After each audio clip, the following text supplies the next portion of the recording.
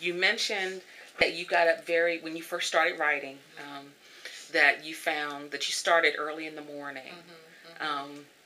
How did you come to that, writing early in the morning versus at lunch or late at night? Because you were married at this point and you have twins now, young twins. So, and then what does your husband think, and what do your children think? Let's go down that path. Yeah, I actually, that was the only time of day that I owned that I didn't have to negotiate with anybody or anything.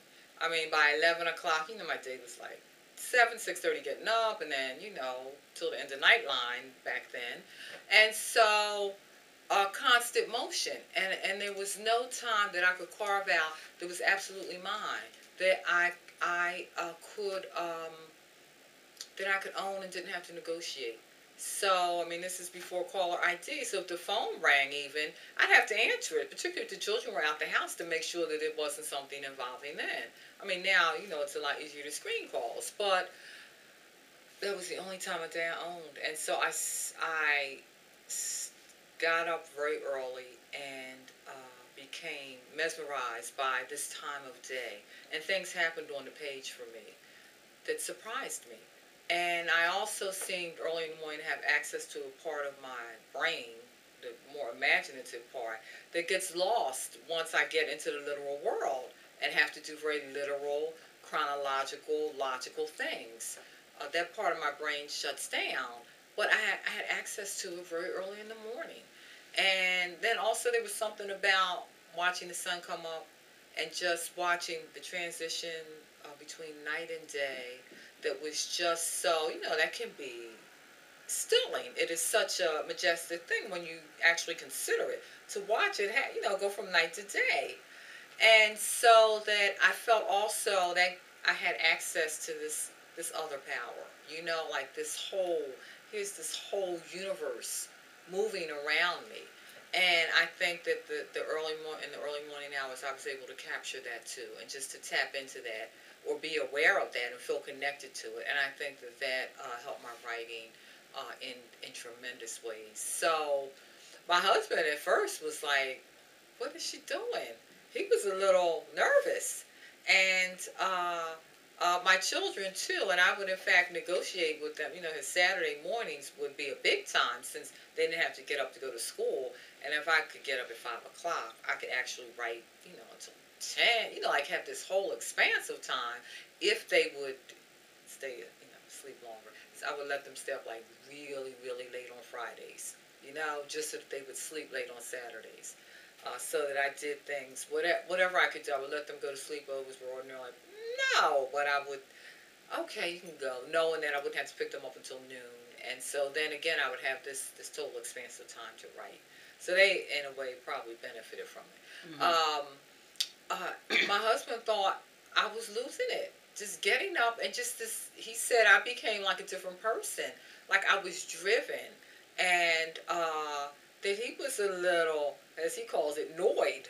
Like, what's wrong with her? What's going on with her? And I started calling in a lot at work. And I was a bit of a rising star, and was being asked was I willing to move and that kind of thing to DC. And but from what he could see, I was actually starting to. This was impeding my career. So he was really getting, what's going on with you? And one of my other sisters also worked with me and worked at the same place as the Forest Service. And I think she would come around to my office, my cubicle, and I wasn't there. It's like, Donna's off again. And then my father started saying, you can't jeopardize your day job. I mean, he was a politician, and that was his world. And, fiction writing, like a novel, I mean, if it wasn't on C-SPAN, it didn't matter.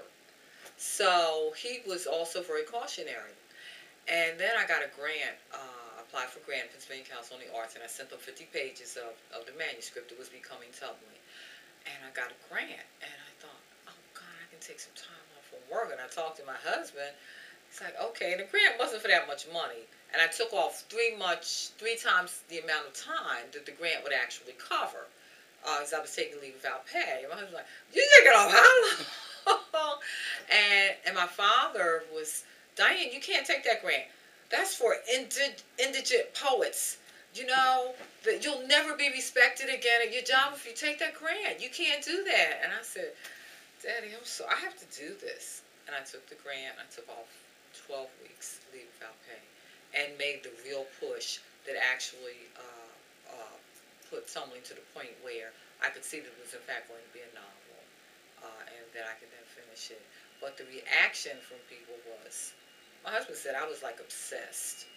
I was like a person, you know, just, I had to write and I had to do it and get out of my way and leave me alone kind of thing. The process got to be very messy. I mean, because the writing would not stay contained in that 2-hour time period that I carved out. It needed more. And I would, you know, look up and it was 8:30. It was like, oh my God, the kids are late for school. You know, the principal started sending notes on. They've been late a lot. Can you help them get here on time? It's like, oh my God, I'm a horrible mother. And just all of those kinds of things. It became a very messy process. I didn't return phone calls. I didn't, you know, I let balls drop. But it's what I had to do ultimately to get the book written. And it was part of the process. I don't regret it. I don't think my family in the long run, they certainly don't regret it. I mean, my husband, once he saw that this was really going to be something, it's like, leave your mother alone. She's writing, especially when he thought I could make money. It's like, leave her alone. Let her work. Let her work. So then he had also been in my ear for a while. I thought you said you were going to start writing. You said you were going to start writing before I actually got on the road to writing. So he had been very encouraging until it took me over. He thought I was going crazy. So.